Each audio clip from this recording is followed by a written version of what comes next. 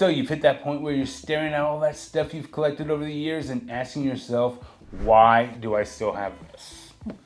Or maybe you're just ready to ditch that big house, lower those bills, and start focusing on enjoying life a little bit more.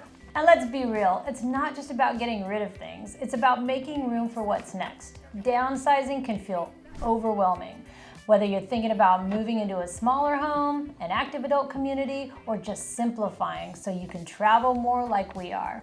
But it doesn't have to be stressful. We've been through it ourselves, and today we're breaking down how to make that transition as smooth as possible in 2024. Now let's be honest, we all have some emotional attachment to quite a bit of our things. Yeah. I know I have stuff left over from my parents and things from the kids when they were little that I just have a hard time getting rid of.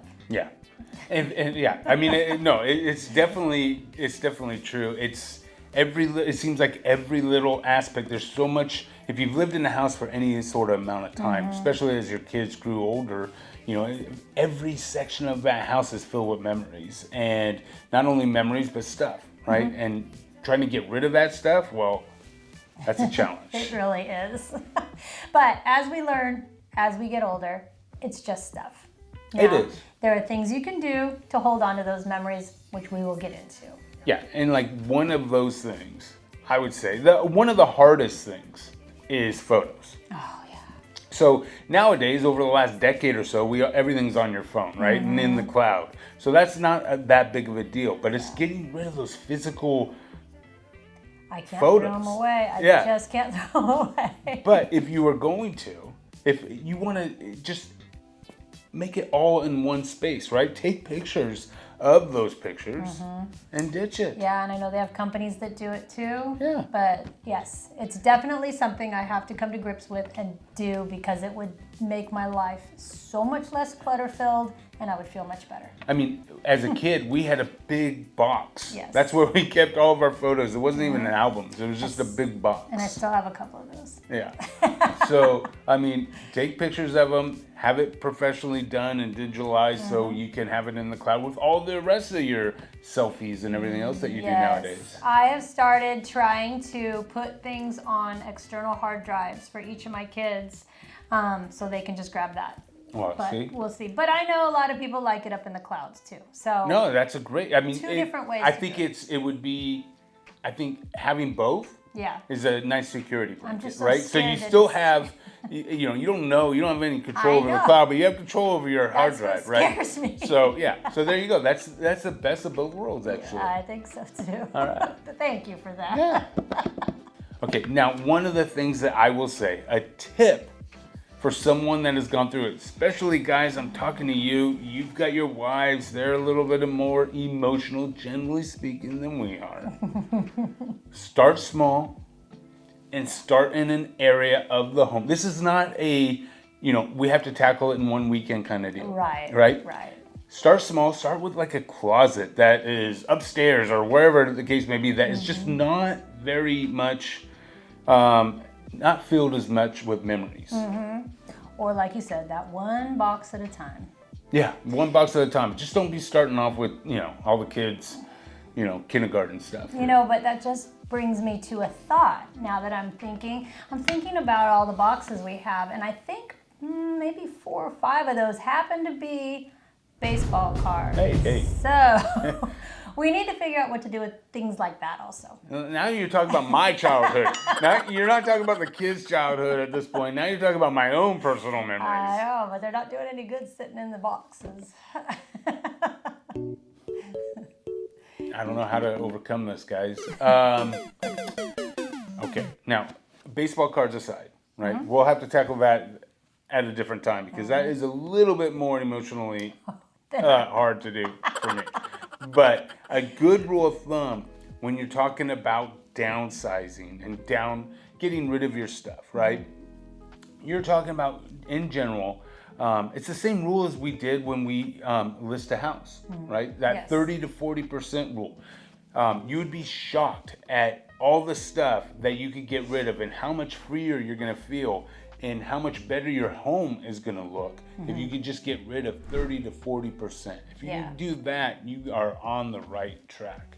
Yeah, I mean, you need to really be honest about what you truly use, and that's what we've had to do.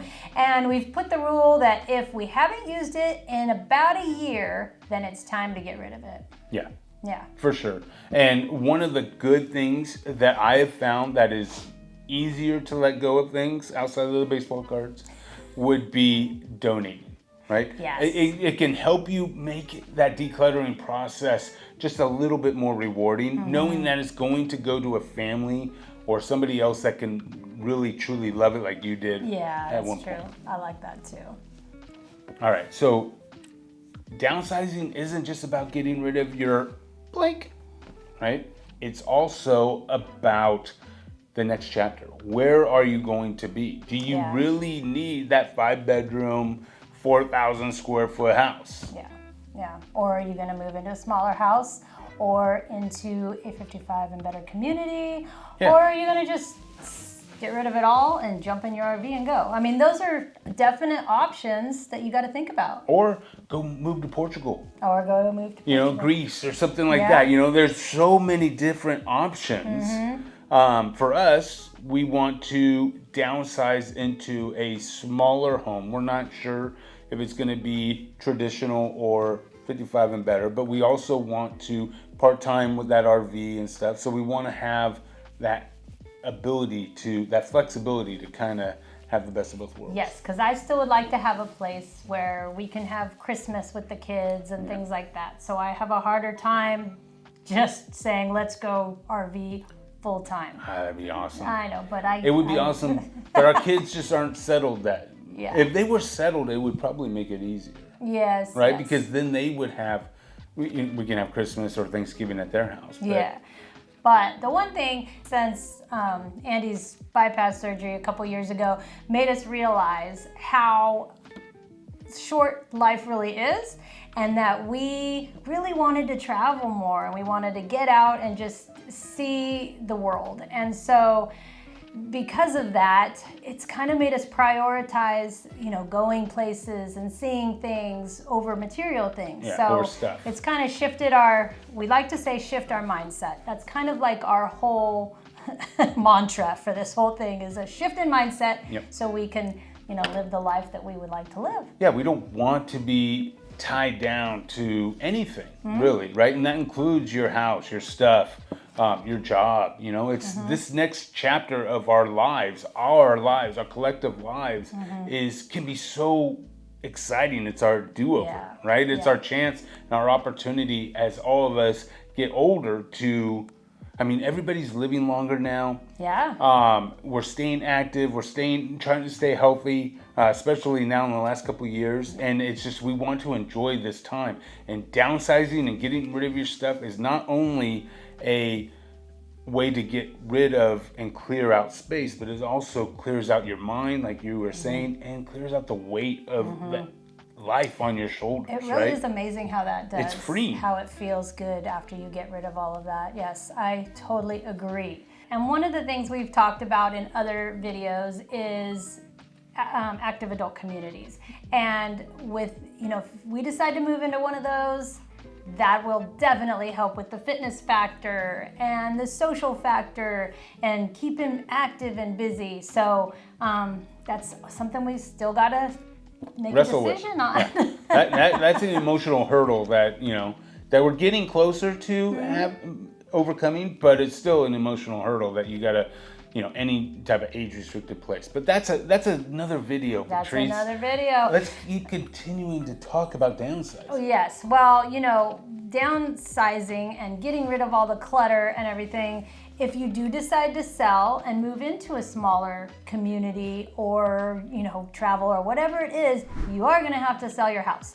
And by decluttering your house and getting rid of all of that stuff, you are gonna have to sell your house if you decide to move into one of these smaller homes or a 55 and better community, because you're not gonna be able to take all that stuff with you. So by getting rid of that, it does help you get your home ready to sell. Yeah, and if we're gonna be selling tips, since we've been in the business for decades, Yeah. right?